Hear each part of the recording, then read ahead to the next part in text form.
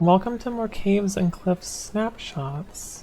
So the Lush Cave biome has been released, and it doesn't generate in the worlds unless you do single biome, but they are in the snapshots. So here's the fancy new azalea trees, which indicate that there's lush caves beneath them.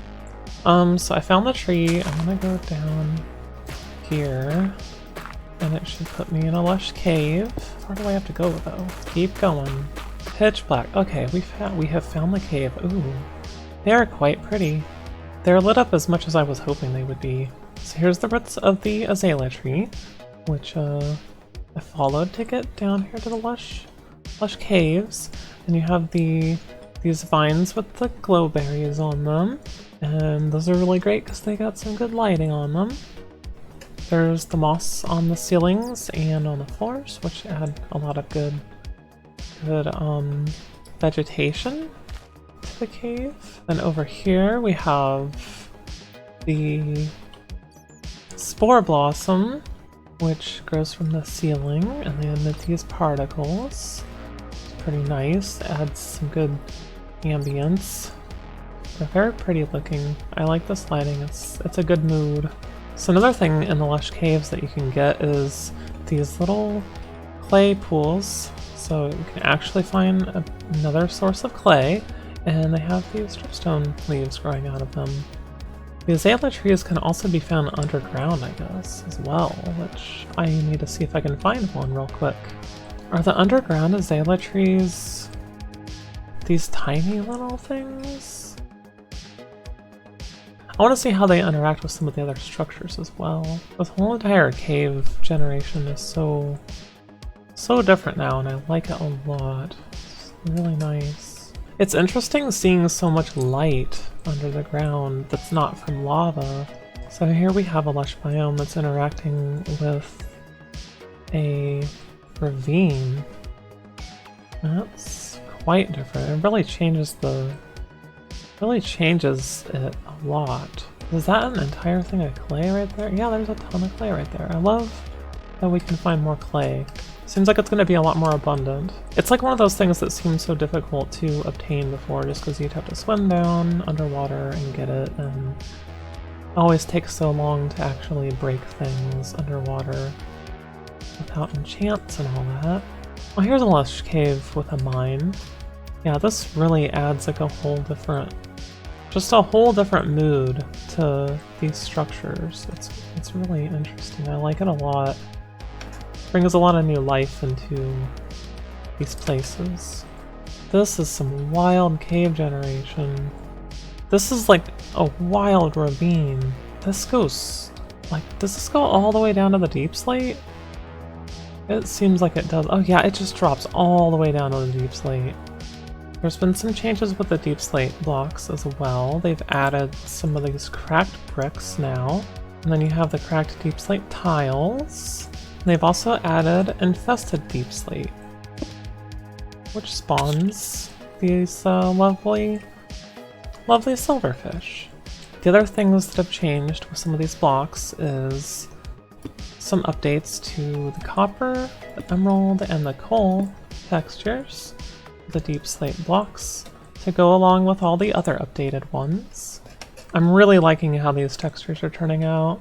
I think that this is something that really needed to be done for a long time, but it's also like one of those things that is like easy to forget about. I didn't even think about these textures ever being updated. They've just become such a staple that like the idea of them being updated, I was just like, oh yeah, it's so obvious, but at the same time, we just don't think about it. So I think it's really awesome that they've decided to update all these, including the standard stone versions.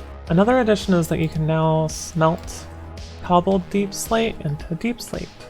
I'm still thinking these are way too similar at this point in time, but maybe they tweaked them?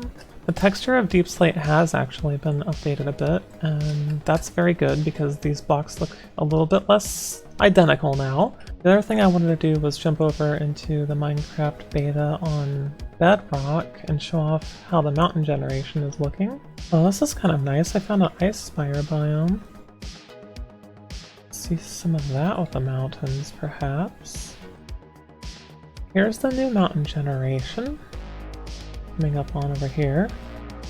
Looks pretty nice. After a certain level, the snow shows up. There's a lot more of these like sheer drops, making them much more treacherous to fall off of, much more unforgiving. The subbiomes include lofty peaks, snow-capped peaks, snowy slopes, mountain groves, and mountain meadows. And I have a cat meowing in the background. Wonderful. Thank you so much for your input, Batgirl. Thank you so much. Oh, and look at that! The goats are naturally spawning up here now. That's nice. And I believe that they do attack, too. These goats naturally spawn. That's great. Last time I looked at this, they were not doing that. Lofty Peaks is one of 2 of the tallest mountain biomes. They generate above level 170 on a mountain. The temperature determines whether or not lofty peaks or snow-capped peaks generate. So this is one of the snow-capped peaks right here, and they are one of 2 of the tallest mountain biomes. They generate above 170 on mountains. They not only have snow blocks, but they also have ice and packed ice as well. The snowy slope biome generates at Y level 140 to 170. It's covered in snow, as you can see. This is where goats start to spawn. There's little friends right here. You can find all the snow blocks here, and you also get all these nice little slabs of snow that go up really nicely and add a lot of detail. Mountain groves generate around Y level 110 to 140. They have spruce forests on them. They also contain snow, snow blocks, and powdered snow, and rabbits like to spawn here a lot. The mountain meadow generates between Y level 100 to 140. Sweet berry bushes can be found here, along with many different flowers, including cornflowers and dandelions. Trees also don't naturally generate here. Ore distribution has changed for mountains as well. You can now find iron, emeralds, and coal in mountains quite frequently. This mountain generation, it's definitely, in combination with the caves, going to just completely redefine Minecraft. This overworld is going to be so vastly different. That's all the most current updates going on in the snapshots and in Minecraft Bedrock Beta. Thank you so much for watching this video, and until next time, goodbye!